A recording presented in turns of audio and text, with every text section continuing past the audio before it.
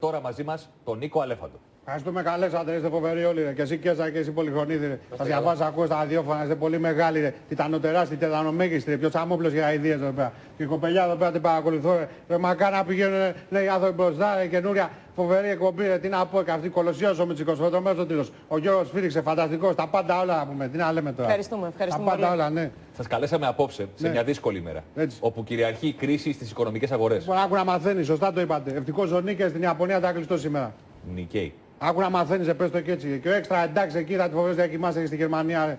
Εντάξει θέλετε να πείτε. Καλά πες το και έτσι, τα πάντα όλα. Μου είχε πει εμένα ο αείμνηστος ο Χάπελ χρόνια τώρα θα συμβούν αυτά εδώ. Δεν βάζει λουκέτο στην Αγγλία, η Μπάρνερ, πώς τη λένε εκεί πέρα. Η Μπάρνερ είναι αγγλική ομάδα. Τι? Η Μπέρκλεϊ είναι η τράπεζα. Καλά πες το και έτσι, άκου να μαθαίνεις. Έλα τώρα. Θα θέλατε να μας πείτε τη δική σας εκτίμηση ναι. για το πώς θα βγούμε από αυτή την κρίση. Τα πάντα όλα θα πω εγώ. Μιλάει ο Αλέφαντος τώρα, άκου να μαθαίνεις. Η οικονομική κρίση είναι πολύ μεγάλη. Δεν μιλάμε, θα πεινάσει ο Κοσμάκης. Μόνο ο αείμνηστος ο Κόκκας που μας κάνει την κρίση. Ο ήταν ο αείμνηστος. Ο οποίος είναι πολύ μεγάλη. Μην γελάτε, Πολυχρονίδη. Ποιος θα σε βγάλει από την κρίση. Ο Ομπάμα ή ο Καραμαλής. Σου λέω ο Καραμαλής πως εγγυάται τις καταθέσεις σου και εγγυάται και τα πώς λέγονται αυτά διατραπεζικά δάνεια. Ο Χάπερ θα γελούσε με αυτά. Καλός ο Καραμαλής, αλλά κοιμάται στον πάγκο. Εγώ θα έπαιζα ένα 4-4-2 και τον Αλογασκούφι στον Ασβέστη θα τον έστερα σπίτι του. Ακόμα τον Αλογασκούφι παίζει στον άξονα.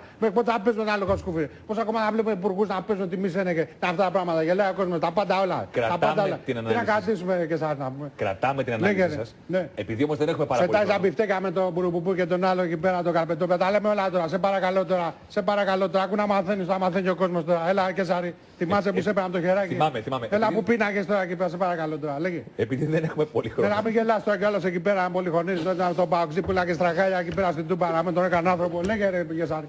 Επειδή δεν έχουμε πολύ χρόνο. Ναι. Να πούμε επιγραμματικά, τα πάντα όλα, ναι. Επιγραμματικά κάποια πράγματα για την αθλητική κίνηση. Τα πάντα όλα θα πούμε τώρα. Η Εθνική 3-0 με 2 γκολ του Χαριστέα. Ωραία. Λοιπόν, γι' αυτό θα παίζουν όχι μόνο τα χρηματιστήρια, αλλά ο ουρανός στο κεφάλι μας. Ο Χαριστέας 2 γκολ. Με ποια ομάδα ρε. Με κάτι Μολδαβές που ήταν πεινασμένες. Άσε τώρα ρε και Σάρι με το Χαριστέα. Πολύ καλός για μπασκετμπολίστα ρε. Αλλά τι να λέμε τώρα. Τον έχεις δει ποτέ να κάνει κοντρόλ.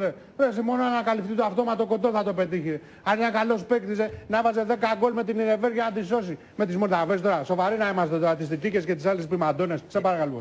Έλα τώρα, μην μ' ανάβεις τώρα ρε Πολυχρονίδη με τα καπί να πούμε. Σε παρακαλώ. Άκου να μαθαίνεις τα πάντα όλα. Τι. Πείτε μας για τον Ρεχάγκελ. Με 3 νίκες σε 3 αγώνες, τι. 3 νίκες σε 3 αγώνες έχει. Είναι σημαντικό αυτό. Εγώ από ένα πράγμα κρίνω τον προπονητή. Αν σφυράει τους παίκτες από τον πάγκο. Ήταν προχθές ο Μπαζινάς στο 54ο λεπτό, 2 λεπτά με τα χέρια στη μέση. Αν δεν βάλεις τα δάχτυλα να σφυρίξεις, ο Μπαζινάς θα μείνει εκεί 3 μέρες. Το έκανε αυτό εσύ ο Ρεχάγκελ. Να μπει ο μεγάλος τίτλος στις εφημερίδες, ο Ρεχάγκελ σφύριξε. Άκου να μάθεις να τα πάντα όλα. Συγγνώμη, αυτό θα το κρίνουμε τώρα από το κλέφτικο σφύριγμα. Δηλαδή εσείς σφυρίζετε στο γήπεδο. Καλά, άκου να μαθαίνεις και εσύ να μαθαίνετε. Δεν θα το κονταδείς στο Καραϊσκάκι. Και βλέπω το Καλτσά, τι λέμε τώρα, Κολοσσίος παίκτης, το Κολοσσίο το ίδιο, να λέμε με τα χέρια στη σέντρα. Βάζω τα 2 δάχτυλα στο στόμα και σφυρίζω.